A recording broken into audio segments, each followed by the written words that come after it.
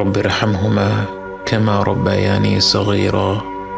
হে আমাদের রব, তাদের দুজনের প্রতি রহমত প্রদর্শন করুন, যেভাবে তারা শৈশবে আমাকে লালন পালন করেছেন।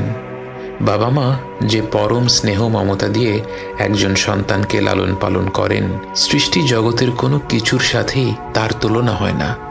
এই মমতায় কোনো স্বার্থ নেই, নেই কোনো শর্ত।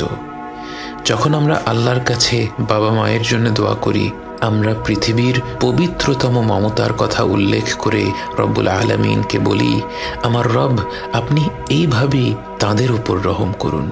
বাবা মায়ের জন্য এই দোয়াটি পবিত্র কোরআনের মাধ্যমে আল্লাহই আমাদের শিখিয়েছেন।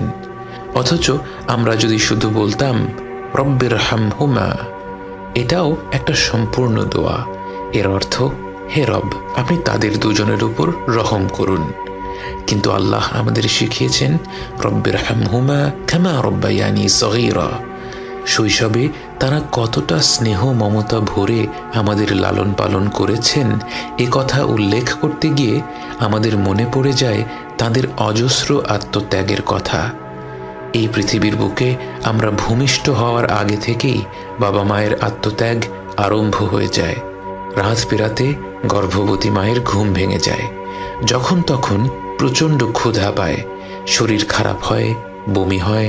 বাবাকে সর্বদা সতর্ক থাকতে হয়, গর্ভবতী মায়ের যখন যা প্রয়োজন সেটার ব্যবস্থা যেন দ্রুত করে ফেলা যায়।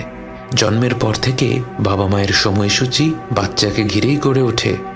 বাবা মা যখন হাত তুলে তাদের রবের কাছে দোয়া করেন, তার কতটুকু নিজেদের জন্যে আর কতটুকু সন্তানদের জন্যে তা তো কেবল আমাদের রবই জানেন। এবং তিনি জানেন বলেই আমাদের শিখিয়েছেন রব্বিরহামহুমা কামা রব্বায়ানি সগীরা। এই রব, আপনি তাদের দুজনের উপর রহম করুন, যেভাবে তারা শৈশবে আমাকে লালন পালন করেছেন।